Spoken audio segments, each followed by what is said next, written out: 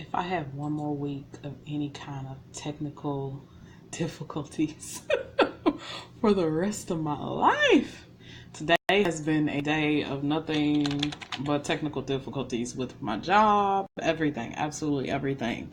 So I have been, for the past week, researching ways to improve the whole idea and concept of the podcast because I do want it to be something worthwhile. I want it to be, I want you to, when you press end or you're done listening, that you walk away and you get something of substance from it.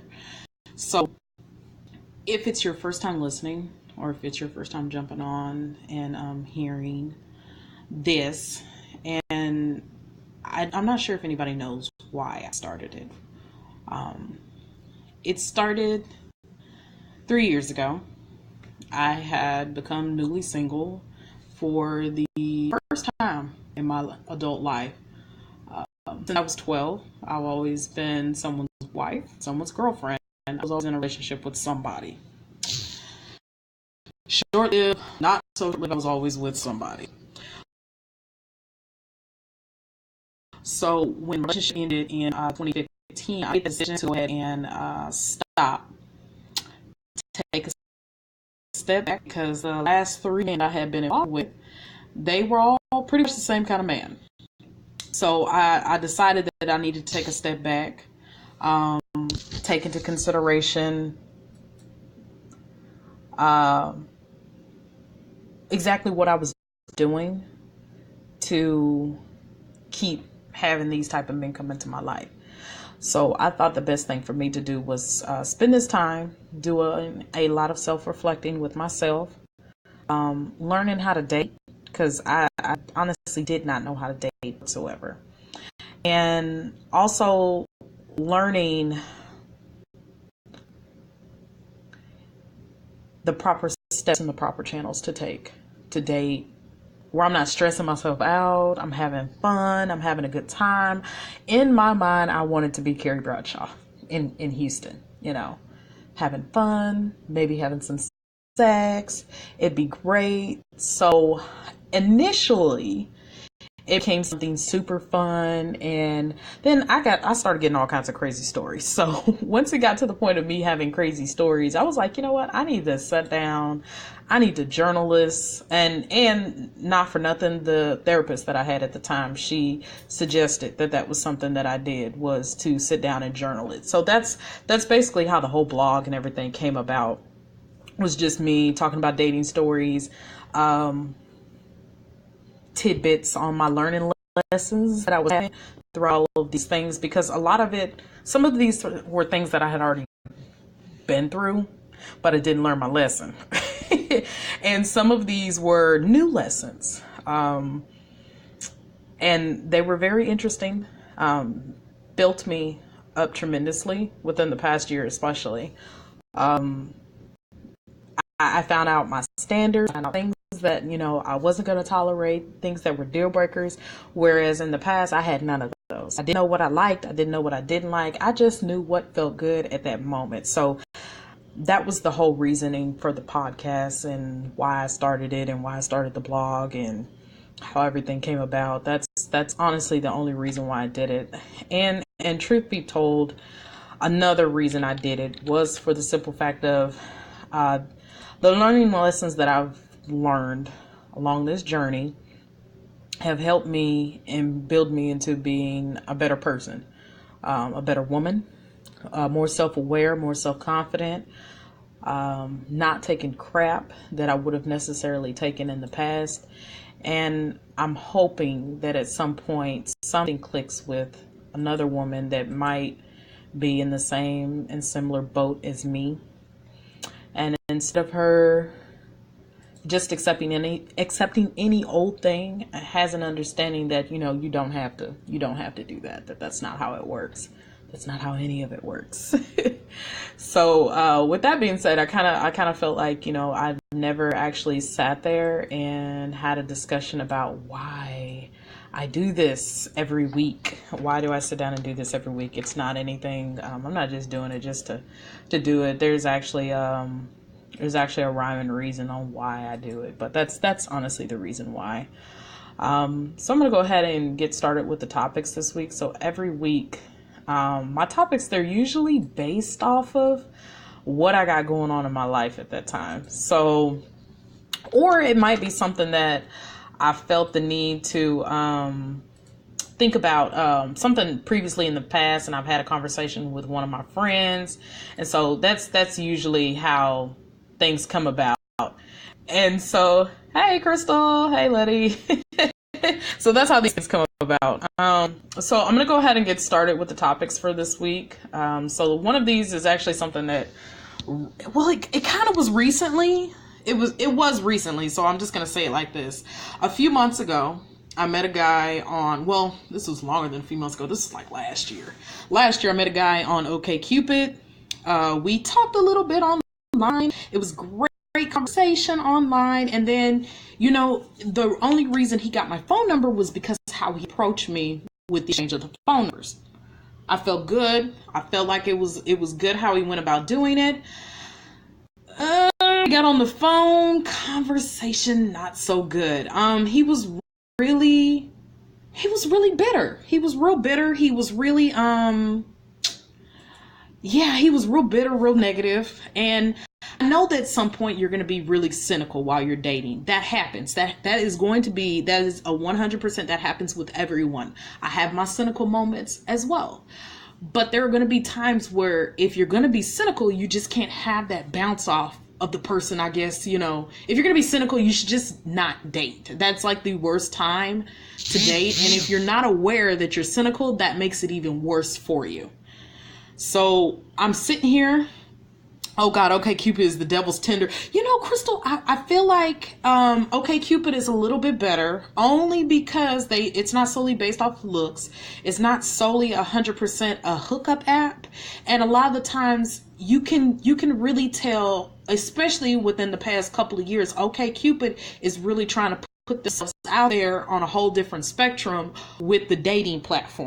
Now, OkCupid and Tinder, they're both owned by Match.com. I'm not sure if anybody knew that. The person that was the founder of Tinder, he actually sold Tinder a few years ago. But I like OkCupid. I like it because they have different ways that they try to keep the trash away from you. And there's been a couple times where I've even had messages where they were like, I feel like this dude is going to be a creep hoe bag. And I'm just trying to protect you from him, sis. Do you really want to talk to him? And that'll make that decision on, I'll still talk to the creeper man, even though you warned me about it. And, you had that option on whether or not you want to deal with it because they didn't already gave you the information up front. Kyrie says, I know I've been cynical lately. That's why I choose not to date for a while, but I'm trying to change my attitude about that internally. Yeah, I kind of feel like it's one of them things that you have to take a step back, or if you have friends like me, they'll call me out on my shit. Like my friend Heather, she calls me anytime I get to that little cynical stage. She be like, hey, I'm gonna need you to calm down. Well, she doesn't say it like that, but she literally goes, you're being very cynical right now. So, sometimes I gotta be like, okay, all right, I scale it back a little bit. But anytime I know that I'm feeling like that, that's like usually the time that I'll take a dating sabbatical. Because I'm getting to that point where I'm being really, I don't know. It's like whatever man, it doesn't even matter. He could be a great guy. He could be a nice guy. But I'm still going to put all my cynical ass behavior onto him. And it's not really fair to do that with everybody. Granted, some of them they might deserve it. But not everybody deserves that. So it's like, I realize that, but unfortunately you're going to come in contact with people that they're not going to know that. And you're going to come in contact with very sensitive men that are cynical, that have had their heart broken. They have had stuff go through. They've been through the ringer. They've been through stuff just like women go through stuff. Men go through stuff too. The thing with this gentleman, I'm not really interested in having to heal any man, because I'm not coming to any man and asking him to heal me. I did my healing, and that's exactly what I've been doing for the past 2 or 3 years now, is trying to heal myself. Not heal myself for another man, but heal myself for myself, because that's the important part. You can't jump into a relationship and be with someone if you just don't love you. That's something that's very difficult and very hard to do. I think that was the mistake that I was making. There's no, you know what? Scratch that. I know that was the mistake that I was making. I was allowing not a lot of men, but enough of men to devalue me, to not provide me with any self-respect at all. And at the end of the day, what was the most important factor of that? Of course, I was the main denominator of all of this crap, but I also I didn't love myself. I didn't love me, because had I loved me, a lot of the crap that I dealt with over the years, it would never have happened, ever. And it's like, and I have no idea everyone's way to love themselves and everyone's way to self-reflect and self-love, it's going to be differently. I cannot give you a syllabus for that. That is something that you have to find for yourself. With me, it was standing my ground, using my voice.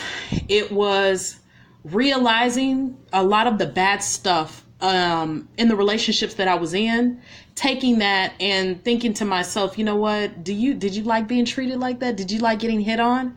Okay, so why did you stay? Oh, because you loved him? Yeah, people that love you don't hit you, bitch. So the next motherfucker that wants to raise his hands to you, that's fucking it.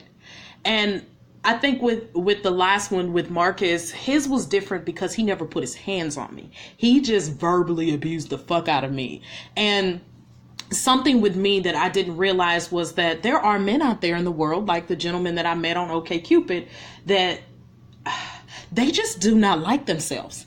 They absolutely have not had a moment of any self-love. They haven't had any moment of just appreciating themselves. They think so lowly of themselves. They involve themselves in relationships. They go out dating. They put themselves out there for dating just to be cynical, just to be abusive, just to be just exhausting. And this man, you know, the first part of the conversation that we had, and I made a blog about him. I made a blog about him on the site. And he started off the conversation like basically he had a whole list of demands already. He had a whole list of demands. You know, all I did was listen. That's another good thing that I learned that I didn't do before. I'm actually listening now to men talk. They tell you so much when you don't say nothing at all. And a lot of the times it's a determining factor on whether or not I'm going to continue the conversation with them. I've had men where I've hung up the phone in their faces. They want you. I've had men I hung up in their faces. I never called them back. I blocked them like mid-conversation because I just was not feeling it. And I feel like that's something that's really important. You should always have that phone conversation. Don't sit up here and text men. Do not text men. Don't text nobody. You can't get to know nobody texting them.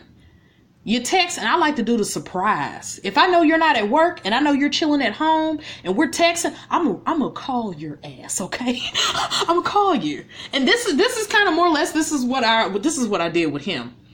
So his conversation online, great. He seemed upbeat, happy. You know, I got on the phone with him. He was, oh Lord Jesus, that man was. He was something cynical. He was really troubled.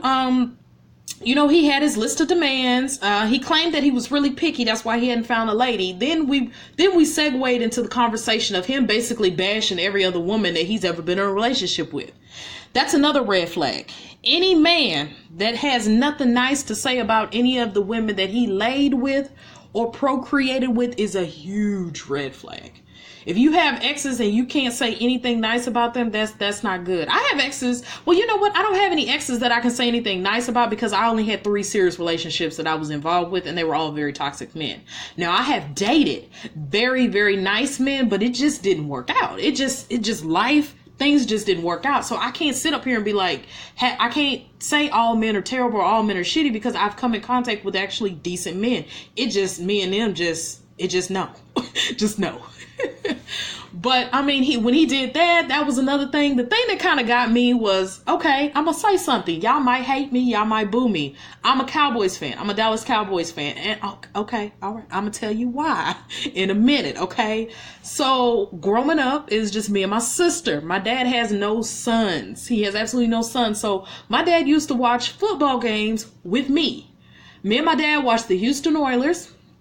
That was the home team. When the Oilers left and they went to Tennessee, we watched the Cowboys.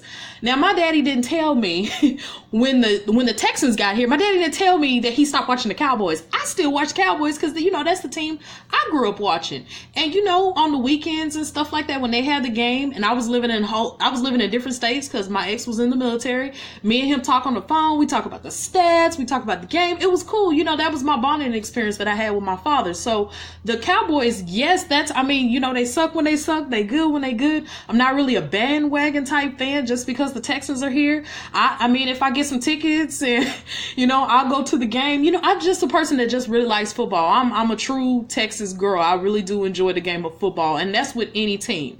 That's with any team. I'll watch anybody. But that's my preference, is my team. So a lot of the times I'll get this from men, especially hardcore fans. Everybody hate the Cowboys. And so there is nothing worse than an overzealous Cowboys fan. I don't even like them people. They get on my damn nerves, to be honest with you, because I'm just not that fan. But the moment that you tell someone that's automatically what they're thinking, that's what you are. And they already cast you out. So, when we got to talking about sports, that's I tell him, I was like, I like the Cowboys, da, da, da. And then he just flipped the fuck out. Like, literally, this man went on a 15-minute rant about how much he hated the Cowboys. And I was just like, yeah, I'm not like that. I'm not like that either. And then after a while, I was just like, I'm gonna let him talk. And then, then he let me know that he had a stepfather or a boyfriend that was his mama's boyfriend or something that would beat the shit out of him. So that's why he got a hang up about Cowboys fan. And at that moment, I realized, I was like, this man really needs to go see a therapist. Like, he really don't need to be on the phone with me. So by this moment, he's talking to me and I'm already on the dating app talking to somebody else. I know that sounds shitty, but you know what? Fuck it. I'm just being real, okay? We chatting. So I'm being real. This is what I did. He literally talked. I have no fucking clue what the fuck else he said, because I was literally on the dating app talking to another man with some damn sense. That's literally what happened. The next part of the conversation that went on, he talked about fucking. And anytime a guy talks about fucking on the phone with me, he was already canceled out regardless. But anybody that talks sexual on the first phone call with me, he's already canceled out right then and there. Like, I don't call back. Like, the conversation might end well, and I even might, no, it's no even. I always deter the conversation. I bring it back around to something not sexual. And I do that. And even if we end the conversation well, we still have great conversations after that. I still block them after that, because any man that if he's doing that and he just can't control him fucking self, I don't want to deal with no man that can't control himself. Men that cannot control themselves, they have a tendency to want to hit you. They have a tendency to say stupid shit out their mouth. They have a tendency to want to cheat on you. If I can't get a man that has absolutely no self-control, that he just can't control himself with a stranger on the phone, that he got to talk about his dick and he has to center his dick in the conversation. All these things that I don't know about you, but I know about what your dick do. What kind of hoe ass shit is that? Like that? How do you like? How? Like, I can't. My vagina done already dried up. You talked about your dick early. My vagina has dried the fuck up. So I'm done. I'm done already. So, he brought up his dick in the conversation. And then oh my gosh, I'm like, this is so bad, because it got to the moment. I don't go into details about men and their children, because I don't want men to go into details about me and my children. So I just asked him the bare minimum question: how many kids you got? You got kids? He goes, oh yeah, I got kids. And I was like, oh, okay, cool. How many you got? And he goes, yeah, I'm not telling you that until we're exclusive. I was like, y'all ever get the moments where you be like, the red flag be like, doo-doo, doo-doo, doo-doo. This thing was like, woo, woo. It was like a tornado warning in Kansas.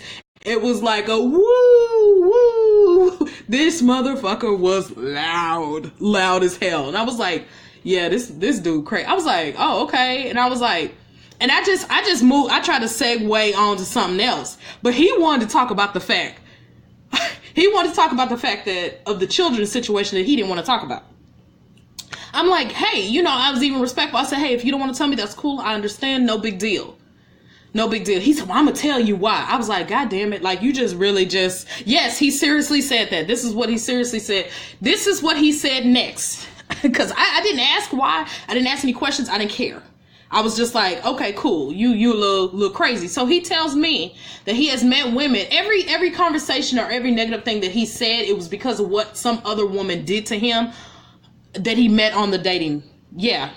And so he says that he feels like women cast him out because they cast him out because of how many kids he's got. And he doesn't need anybody discriminating against him about that, because that shouldn't matter when you come and you date someone. So now I remember what was the part that just sent me over the edge and had me hang up the phone with him. I just remembered that. So I'm sitting up here like, okay, so what did the women say to you?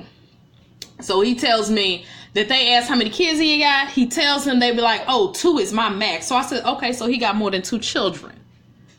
Okay. I said, well, did you marry any of your kids' moms or kid mom or whatever? And he goes, no. I said, okay. I said, well, you know, that's your business. You don't want to tell me? Cool. Whatever. I tried to keep it moving.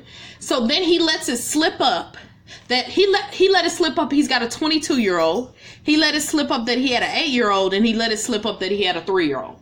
He let that slip in the conversation, but didn't want to tell me about his children, which the only thing that tells me is that he's got more than those that he mentioned. A lot more. Different baby mamas. So I'm just sitting up here like, okay. Still listening. But the thing that kind of sent me over the edge was us talking about the conversation about age ain't nothing but a number. So he put on his dating profile that he was 29. I have my settings set that I do not talk or date, or, you know, at that time, I think it was like 36, 37. Because I kind of realized the men in my area that was over the age of 37, I just really wasn't meshing well with their personalities. And it wasn't because, oh, you're not meeting the right guy. You're not doing this. You're not doing that. What? Why is my big ass dog laying on her back like a puppy? You want me to rub your tummy? What are you doing? Weirdo. And so, yeah, he's saying, he's saying that he's getting prejudged by women based on his answer. So I was just like, again, because I had to say this quite a few times, that I'm not those women. I would appreciate it if you didn't do that, because I'm not doing that with you. But yeah, so he was saying that he was 29 on his dating profile, but when I got on the phone with him and we got to talking, he's 46. So then, you know, I'm already like, damn, like, you're 46. I don't date 46-year-old dudes. And yes, and literally this was literally a conversation that was over the course of an hour. So I found out all of this information from him. And you know what? This is one thing. I don't know if I just need to get a job in this. I'm not really sure, but I have a tendency to really have men. They just tell me all kinds of crap. Like, they tell me everything. Like, off the bat, sometimes, half the time, I don't even have to pull it out of them. They just feel so comfortable. They just tell me all their bad crap. And I'm like, well, I appreciate you doing that, but damn, like, you couldn't wait, like, to date too. You know what? That's all right. I'm glad you told me now, so I can block your motherfucking ass now. So it was bad. It was really bad. And it was just the whole, when you get off of a conversation with a man and you just feel mentally drained and exhausted, that is not good. Especially, I mean, I don't even think you should feel like that if you're involved with someone. I think if it's somebody that you just first met, y'all haven't even met each other, and that is the first conversation, I feel like that's already a huge ass red flag off the bat. But he had, he had felt that the whole Aaliyah, oh yeah, I'm so lucky. He felt that the whole Aaliyah and the R. Kelly scenario, that was perfectly fine. And I explained to him, I said, you realize that Aaliyah was like 14 or 15, and R. Kelly was, I think, if I'm not mistaken, I said to him in his 30s, because I thought R. Kelly was in his 30s when this shit went down. And he just thought, oh, it's fine, it's perfect. Yeah, that's nasty as fuck. Like, I got a 9-year-old daughter. I wouldn't want no 14 or 15-year-old boy talking to her, because I just don't like a 9-year-old little girl and a 14 or 15-year-old boy. Like, y'all 14, 15-year-old boys, I remember, because I was a 14 or 15-year-old girl, they trying to stick their dick in you then. And we're talking about like 20 years ago, okay? And God knows what they're trying to do now. So it's like, no, I just really feel like that's just a different mental capacity. And I just don't think there is no one that's, and then he went on to tell me that, now mind you, I said he's 46. He was talking to an 18-year-old girl and he was saying that she was more mature than a 30-year-old woman that he dated. No, the 30-year-old woman that you dated, that 18-year-old girl could never be more mature than the 30-year-old girl. Now, the 30-year-old girl can be naive and stupid about stuff. And certain things that she probably did not tolerate, and you called her immature because she wasn't finna do that an 18, 19-year-old girl may or may not do. I mean, I was a different kind of 18, 19-year-old girl because I was married then.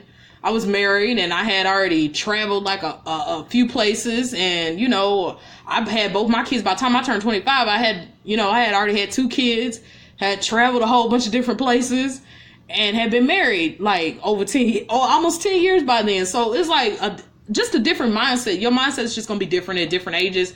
But what he was trying to basically say is that he was trying to basically say that it was fine. It was cool. That part did not sit well with me. It didn't sit well with me. So months. And when I tell you this happened last year, we had that one conversation. I never heard from that man again until a few weeks ago. He hits me up at 12 o'clock in the morning. Hey, I don't answer it. He hits me up at 1 a.m. Hey, Kay. The next day I sent him a message and I was like, well, I don't think you're catching the hint. I don't think our conversation went as good as you thought it went, but I'm not really interested. But I wish you the best of luck. And I left it at that. I try to be decent. I try to give people closure. I felt like he was like one of them hurt ass dudes. Hey, I was wondering, like, who is this? Hi, thank you. Thanks for joining. And so I was like, okay. And so this motherfucker, he responds back, to be honest, I ain't really know who you were. I'm a hoe. I was just trying to fuck, and, you know, I was just laying in my bed and I was hitting you up. And I was like, okay, if that makes you feel better, cool. And that was how I did it. That's how I responded back to him. And then he just went on this long rant about like, well, I don't remember who you were. And I was like, first of all, I'm like sitting up here like, this dude is like, his ego is so hurt right now that he feels like all of this that he's doing is necessary. And I'm like, dude, it's not that serious. Look, if that makes you feel better, cool. I'm okay with that. And he was just like, well, I didn't know who you were. I didn't know this and da-da-da-da. Our conversation must not have been too enlightening. And he was just like, well, that, you know, basically I should feel bad because I did not get the presence of fucking him. That's basically, I don't even know if he thought the conversation went well. I think he's just one of those people that collects numbers and he just texts random girls. Like, our conversation was literally that bad. Like, I hung up on him. Like, he knew that's common sense on both parties, on both sides, that conversation did not go well. I can understand if we got off the phone, everything was cool, the conversation was great, it was great. I totally get and I totally understand if he sat there and assumed that makes sense why he would text back. That did not make any sense why he would think or feel the need to reach out to me, especially at 12 o'clock, 1 o'clock in the morning. And you can't be sitting up here trying to say that you're a womanizer and you're a player, which the way he spoke and the way he acted like someone that was yearning, that was searching, that was needing love, not fucking. Because those type of men, the fucking type of men, they let that would have been done on that phone. He tried to slither in a little bit of sex. When I brought back track, he was good. But he just seemed like somebody that was like a hopeless romantic, but he ain't took care of his internal shit yet. If he took care of his internal shit, I don't know if he would be, I have no idea. I had no clue. He needed to shut up. He couldn't keep track. I have no idea what he could not have kept track of. I kept track of his ass. So I took his telephone number and I did a search on Facebook for it. I also searched him online. And the information that I found out about him was very interesting. So he has a tendency, he liked to hit on women. Not only did he like to hit on women, he liked to hit on his baby mothers, which he has 3 baby mothers. And 3 of them have taken him to child support court. All this stuff is public record stuff. He was saying, oh, I'm not on social media. I hate social media. This motherfucker's all up on social media, taking selfies with the Snapchat filters, all of that stuff. And so it was like, all of, there's different ways that you can go around searching for people online. My go-to all the time is always Facebook, or just put their first and last name and you find everything that you need to know. I found married guys. When you get a guy's telephone number, you can take that telephone number, put it in the search engine on Facebook. Boom, you got your profile right there. You can do the same thing with Twitter. You can do the same. I'm trying to think what's other social medias. No, you can't do it. I don't think you can do it with Instagram, but you can search people's first and last name, you'll find it just like that. Yeah, I'm actually surprised he didn't have more than that too. I'm actually surprised about that. So, but it's like there are going to be red flags. There are going to be crazy men. The moment that you get that inkling, like every woman's got it. We got that sense of intuition. It's a lot of the times what we do with it is ignore it. And that's the only unfortunate thing about it, is that we ignore it. And you honestly really should not do that, for the simple fact of what's going to happen. What's going to happen is you're going to be sitting back in hindsight, really upset, be like, damn it, I should have did this. Well, you just should have listened to the intuition in the first place, especially with crazy dudes. They don't like to contain that crazy for very long. Believe me, I know. They don't like to contain it very long. It usually will pop out little by little. Usually with me, it pops out on the first or second phone conversation. There are women, the reason why he is getting pussy is because there are women, the same thing that I had talked about at the beginning of the podcast about me not having any self-love. Because if you met, or if you knew who my ex was, you would be questioning how I even stayed with him as long as I did, how I gave him any pussy, how he got anything. You would be like, what the fuck, yo? What the fuck? Like, how you was giving him ass, sis? Like, why was you giving him pussy? I didn't love myself. That's how men like these, that's how they continue to get the dating. This is how they continue to get making more babies with other women. They have women that do not love themselves, that allow them to be subjected to this bullshit that he is bringing. Because that's all he's doing is bringing bullshit. Like, he had literally just told me he was dating somebody a month prior. And I'm sitting up here like, how? And it's like the moment that you go after, yes. And you know what, I agree with you. I feel like maybe that's what he was. No, there's no maybe. He was going after women that had low self-esteem and they just didn't value themselves. They're men are predators. They're predators. They're hunters. They can seek out, like, I think a lot of the times, and something that I really noticed over the years, since I haven't always been a big girl, I was always, slim and small and stuff and petite. And so maybe about 3 years ago after my relationship ended, I got up to like almost a little over 300 pounds. I'm under 300 now. And so working on that. But I think one thing that I always notice is, I still don't have a problem with getting the attention of men. But one thing that I have noticed is like they are shocked as fuck when they realize like they're assuming that my self-esteem should be low. They're assuming because they have been with plus size girls that have had low self-esteem, because sometimes that happens. It happens sometimes. And it's like you get with these women and then you get with me and then you're like shocked and appalled. And how dare I actually have some self-esteem about myself? Oh no, fuck you, bitch. Oh, what you failed to realize, that little 5'2" petite, size 7 bitch. Oh, she's still up in here. She's still up here. Don't get twisted. Don't get it twisted. Cause no, what you're not finna do is think you're gonna come over here and disrespect the fuck out of me because I got a little more belly and in my belly and more hips that make one dip. I don't know if any of that sounds good, but it sounded good in my head. But it's like, you cannot not listen to the red flags. You have to listen to your inner thoughts. You have to listen to that lady inside you. That intuition is like,